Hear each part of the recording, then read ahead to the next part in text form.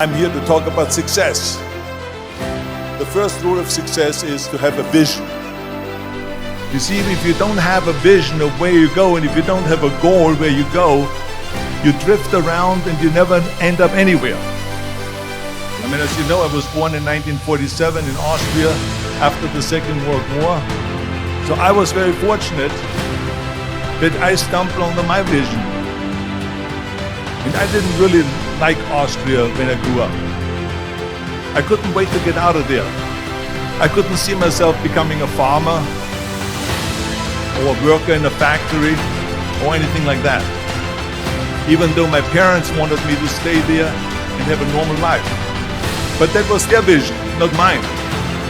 My vision was totally different. I felt that I was born for something special, for something unique, for something big. Then one day I went to school. I remember I was 11 years old, and they showed a documentary about America. There they showed in this documentary the huge skyscrapers, the high-rises, the huge bridges, the 6-lane freeways, and all of this stuff. And I said to myself, that's where I want to be. I don't want to be around here with little farmhouses and these little buildings. I want to be in America. One day after school, I walked by a store in Graz. So I went inside and I looked around, and then I saw a magazine. I saw a bodybuilding magazine that had Reg Park on the cover. Reg Park was then a 3-time Mr. Universe. And I saw him on the big screen as Hercules. I read that and I said to myself, wow, this is the blueprint for my life. This is exactly what I want to do. I want to become a bodybuilding champion just like Reg Park. I want to get into movies just like Reg Park. And I want to make millions of dollars and be rich and famous just like Reg Park. You know how great it felt that I knew where I was going? Imagine the majority of people don't know where they're going. I knew where I was going, that I'm going to become this bodybuilding champion just like him. So it was just a question of how do you do it?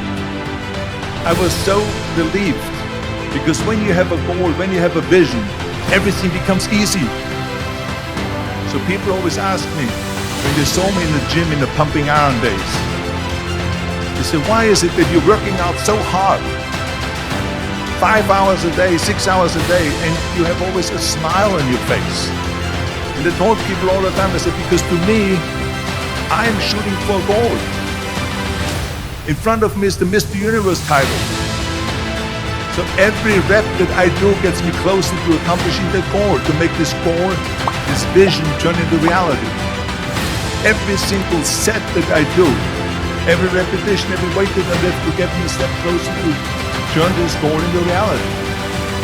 So I couldn't wait to do another 500-pound squat. I couldn't wait to do another 500-pound bench press. I couldn't wait to do another 2,000 reps of sit-ups. I couldn't wait for the next exercise. At the age of 20, I went to London and I won the Mr. Universe contest as the youngest Mr. Universe ever.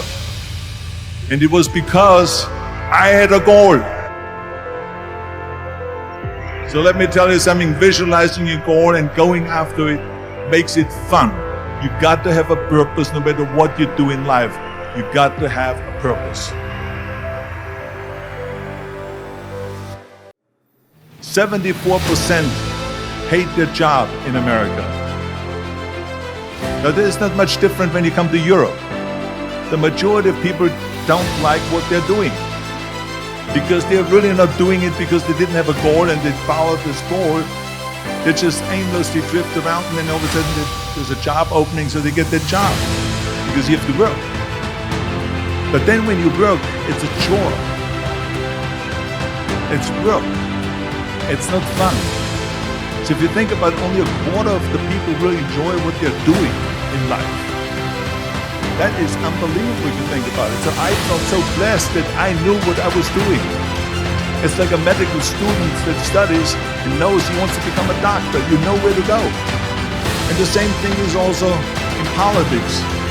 I remember that in politics, I had a very clear vision that I will be the leader of California. That's as far as I could go because I was not born in America, so I could not run for president.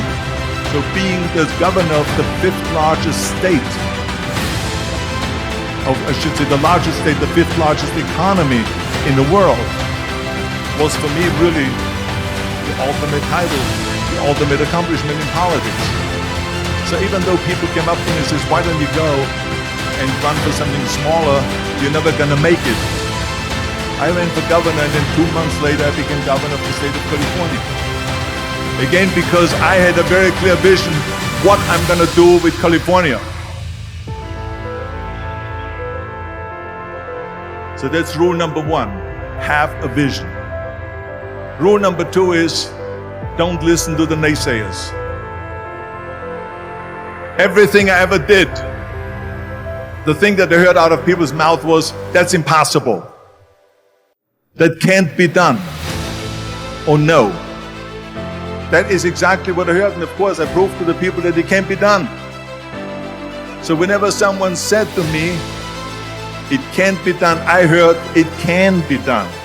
When they said no, I heard yes. And when they said it's impossible, I heard it is possible. I'm a strong believer of what Nelson Mandela said, that everything is always impossible until someone does it. Well, I'm gonna be the one, I said to myself, I'm gonna do it and I'm gonna show it to them. Maybe it has never been done before. That's perfectly fine with me. But I'm gonna do it. And I did not listen to the naysayers. It's all about the hard work that you put in. I said to myself, in bodybuilding I work out 5-6 hours a day. I'm gonna do the same thing now for acting. And of course I went to college to study English, studied the accent removal, acting classes, and all of this stuff, all day long. I worked and I worked and I worked. And within a short period of time, I made one movie called Hercules in New York, which of course went right into the toilet. But it didn't discourage me. I still had the same vision. And then all of a sudden I did Streets of San Francisco. I did Stay Hungry and Pumping Iron and The Villain. And then all of a sudden, I was asked by Dino De Laurentiis in the Universal Studio to star in Conan the Barbarian. And after I did Conan the Barbarian, the director at the press conference said to the press, the director was John Milius, he said to the press, if we wouldn't have had Arnold, we would have had to build one. So think about that.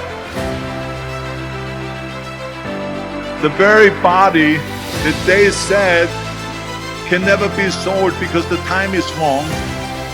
A few years later, I'm doing Conan the Barbarian, and it was the #1 hit at the box office when it came out in the summer of '82. Think about that. And the director says, if we wouldn't have had his body, we would have had to build one. So all of a sudden, my body became an asset, not a liability. And the same thing was with Terminator. After we were finished filming Terminator, Jim Cameron said to the press, if Arnold wouldn't have had that accent and talked like a machine, I think the movie wouldn't have worked.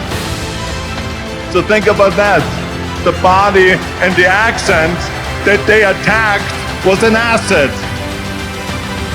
But I didn't listen to those losers. I didn't listen to them at all. This is the reality of it, is that you cannot listen to the naysayers. So it's a very important lesson for all of you.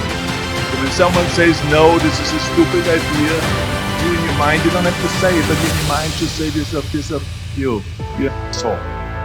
What do you know?